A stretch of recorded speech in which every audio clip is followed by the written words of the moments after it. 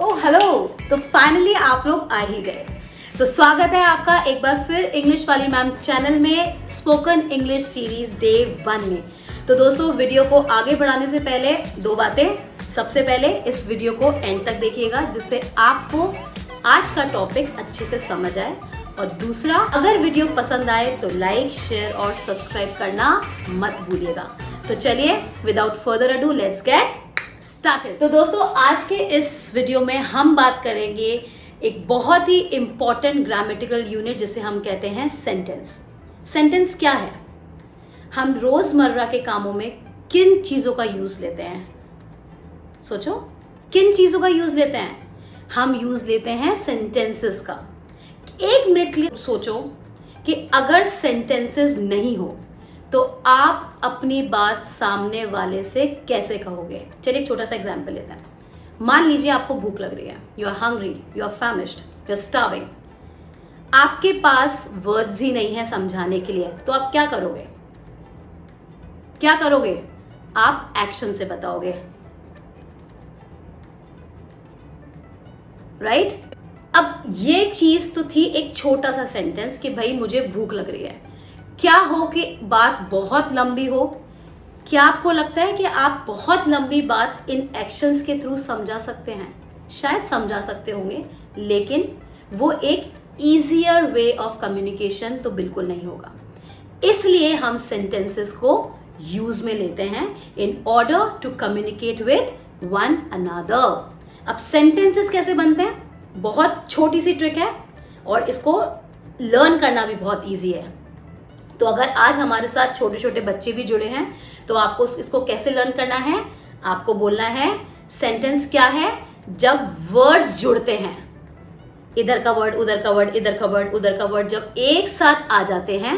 अब आना ही सबका सल्यूशन नहीं है।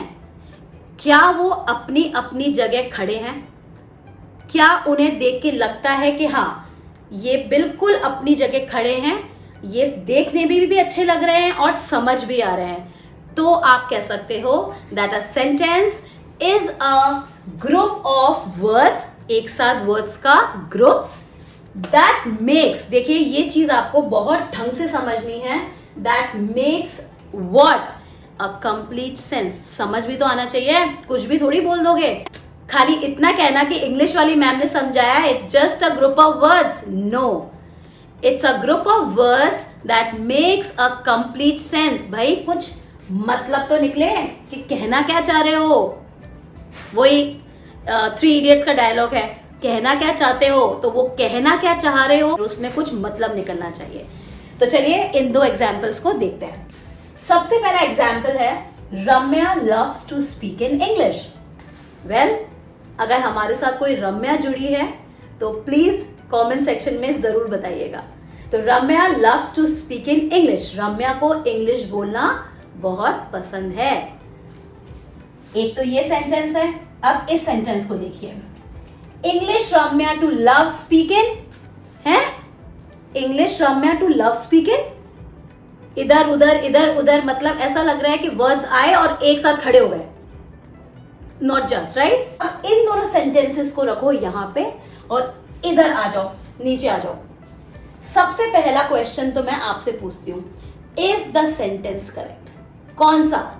सबसे पहले लेते हैं फर्स्ट वाले को। बिल्कुल ठीक है, सबसे पहले हमने रम्या लगा दिया, उसके बाद लव्स भी समझ आ रहा है, उसके साथ टू स्पीक समझ में आ रहा है, और किस में? In English. तो मुझे लगता है ये सेंटेंस ठीक है। अब नजर डालो दूसरे सेंटेंस पे, इज द सेंटेंस करेक्ट?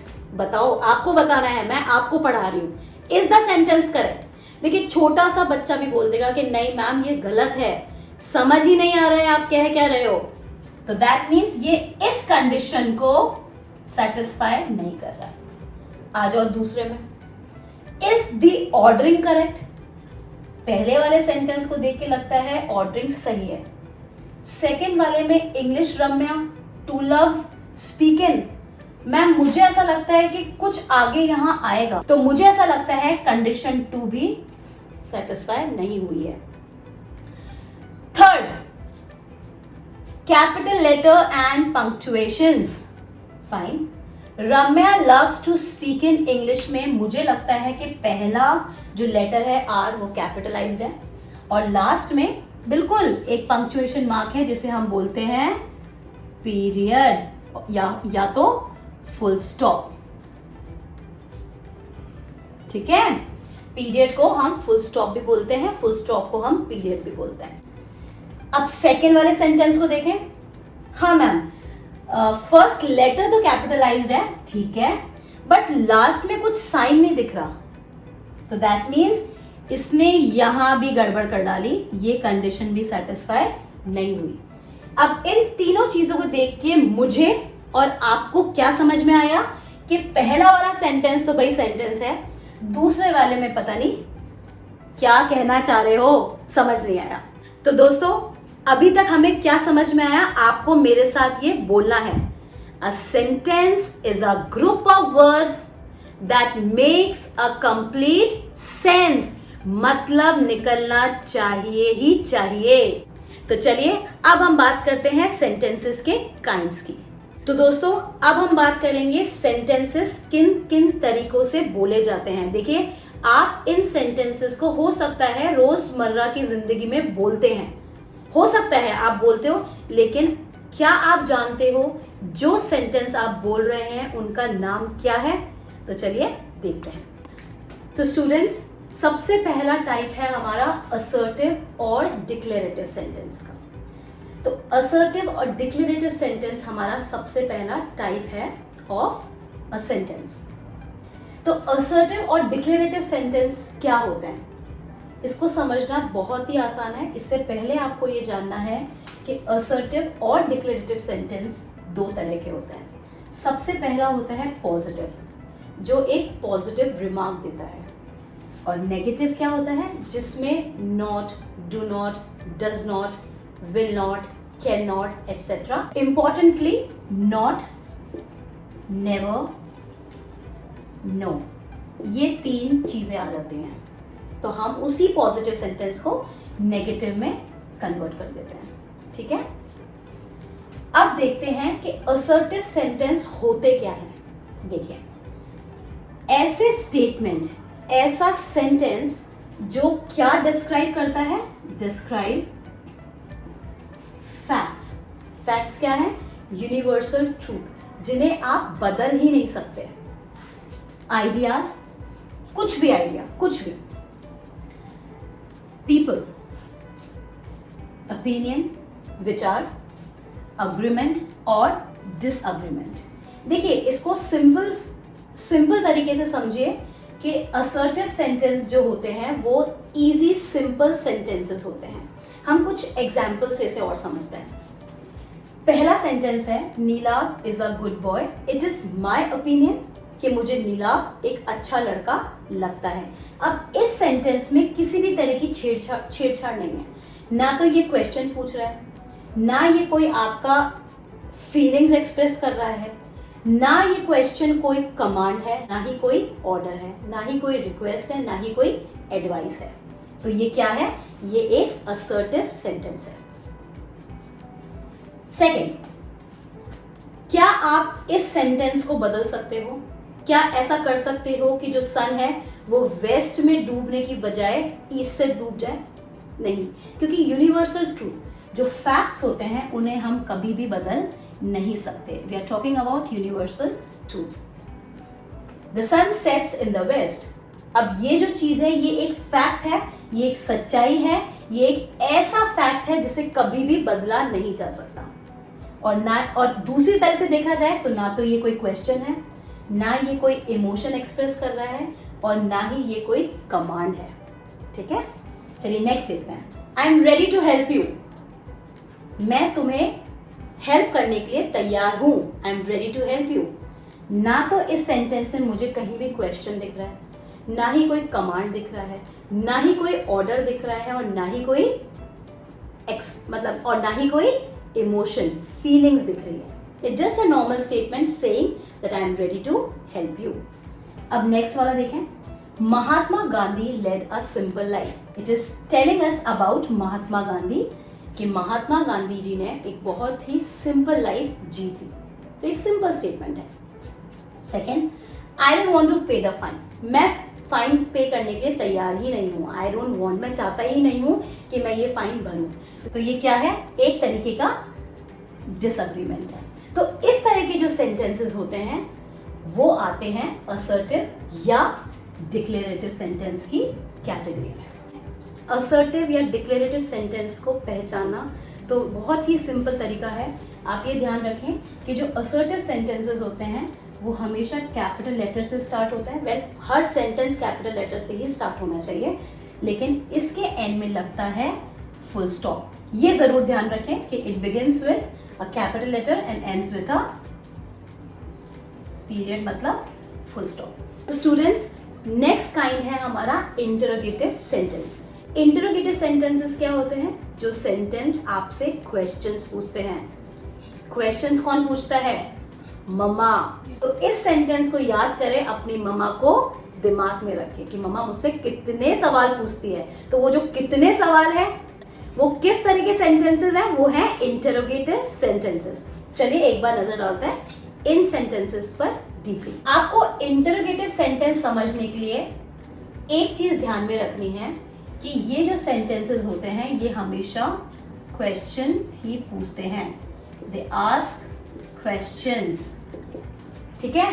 और वो क्वेश्चंस कौन से वर्ड्स हैं? तो चलिए देखते हैं। सबसे पहले आती है हमारी WH फैमिली। अब इस तरह के वर्ड्स तो आप अपनी डेली लाइफ में यूज करते ही हैं। चलिए एक बार बनाते हैं sentences. When are you leaving? Where are you going? What is your name? Whose pen is this? Which color is this? Whom you are talking with? Who is she? Etc. etc. etc. H, how often? How old? How far? How long? और एक department लिया हुआ है हमारे in helping verbs ने, सहायक क्रियाओं ने, जो वर्ब्स को पकड़ के रहती हैं। Is, am, are, was, were, has, have, had, do, does, did, can, shall, will, etc. These are our helping verbs. इसका मतलब है कि कोई भी मेन वर्ब है। मेन वर्ब कौन से होते हैं? कोई भी एक्शन ले लीजिए, sleeping, talking, eating, bathing, asking, sleeping, dreaming etcetera. इन मेन एक्शन वर्ब से पहले लगती हैं हेल्पिंग वर्ब्स। क्यों लगती हैं? वही वाली बात है, सेंटेंस को सही स्ट्रक्चर देने के लिए, जिससे हमें सेंटेंस मीनिंगफुल सेंटेंस दिखे। तो ये होती है हमारी ऑक्सिलरी वर्ब्स या हेल्पिंग वर्ब्स। इन्हें हम क्वेश्चंस के रूप में भी यूज कर सकते हैं। Is she sleeping? क्या वो सो रही है? Am I going to the party? क्या मैं पार्टी में जा रहा हूं? Are we going to the party? क्या हम पार्टी में जा रहे हैं? Was she unwell? क्या वो बीमार थी? Were you going there? क्या आप वहां जा रहे हो या क्या तुम वहां जा रहे हो? Has she completed her work? क्या उसने काम कंप्लीट कर लिया है? Have they completed their work और have you completed your work? क्या तुमने तुम्हारा काम कंप्लीट कर लिया है? Have you done your work? क्या तुमने अपना काम कंप्लीट कर लिया है? Had they completed their work on time? क्या उनने अपना काम टाइम पे कंप्लीट कर लिया था? Do, does, did. Do you love to play? क्या तुम्हें खेलना पसंद है? Does she love to play? क्या उसे खेलना पसंद है? Did we meet yesterday? क्या हम कल मिले थे? Can you speak in English? क्या तुम इंग्लिश में बात कर सकते हो? Question mark. Shall we leave? क्या हम चले? Etcetera etcetera etcetera. और इन इंटरोगेटिव सेंटेंसेस को पहचानने की ट्रिक होती है कि हर इंटरोगेटिव सेंटेंस स्टार्ट होता है कैपिटल लेटर से और खत्म होता है क्वेश्चन मार्क से। ध्यान रखें, every interrogative sentence begins with a capital letter and ends with a question mark. यहां पे पीरियड नहीं आएगा, ends with a question mark. Next kind है इंपेरेटिव सेंटेंस। इंपेरेटिव सेंटेंस को थोड़ा ध्यान से समझिएगा। देखिए, ऐसे कुछ सेंटेंस होते हैं जिन्हें हम समझते हैं कि सामने वाला मुझे ऑर्डर दे रहा है, सामने वाला मुझे कमांड कर रहा है या फिर मुझसे रिक्वेस्ट कर रहा है। इंपेरेटिव सेंटेंस से कुछ एग्जांपल्स हैं जो मैं आपके साथ शेयर करूंगी। सबसे पहला है गेट अप। गेट अप, उठो। Please bring me a glass of water. कृपा करके मेरे लिए एक ग्लास पानी ले आओ, please bring me a glass of water. तो ये क्या है, एक पोलाइट रिक्वेस्ट है, छोटी सी पोलाइट प्यारी सी रिक्वेस्ट जिसे आप मना ही नहीं कर सकते। और थर्ड है लीव द रूम। ये क्या है, ये एक ऑर्डर है, leave the room, I am ordering you to get up and get out. देखिए ये तो हुए हमारे इम्पेरेटिव सेंटेंसेस। इनको पहचाने कैसे, इनको आप पहचान सकते हैं, इस तरह के सेंटेंसेस ज्यादातर वर्ब से स्टार्ट होते हैं। अब वापस इधर आओ, अब देखो सबसे पहला वर्ब क्या है, गेट, गेटिंग अप। गेट क्या है, वर्ब। ब्रिंग, लाओ, ब्रिंग क्या है, वर्ब। लीव, छोड़ दो, that means again a verb. तो एक ट्रिक है इंपेरेटिव सेंटेंसेस को समझने की कि ये स्टार्ट होते हैं, sometimes they begin with verbs. Second होता है ये हमेशा कैपिटल लेटर से स्टार्ट होते हैं और ये एंड होते हैं कई बार फुल स्टॉप से और कई बार एक्सक्लेमेशन साइन से। अब यहाँ पर क्या चीज है, ये क्या चीज है, एक्सक्लेमेशन साइन कैसे, आपको सिर्फ इतना समझना है। अगर आप किसी सेंटेंस को बहुत फोर्सफुली बोल रहे हो, गेट अप, अब इस जगह एक इमोशन भी है कि मुझे गुस्सा आ रहा है, और सेकेंडली ये एक तरह का ऑर्डर भी है जो बहुत ही फोर्सफुली बोला जा रहा है, गेट अप, गेट अप। तो ये क्या है तो ये इंपेरेटिव सेंटेंस, लेकिन यहां लग जाएगा exclamation mark. Please bring me a glass of water और लीव द रूम। इधर पीरियड भी लग सकता है या फिर लग सकता है exclamation mark, depending upon the way you are speaking. या तो ये सिंपल कमांड है या ये बहुत फोर्स कमांड है। तो ये होते हैं हमारे इंपेरेटिव सेंटेंसेस। तो स्टूडेंट्स नेक्स्ट है हमारा काइंड एक्सक्लेमेटरी सेंटेंस।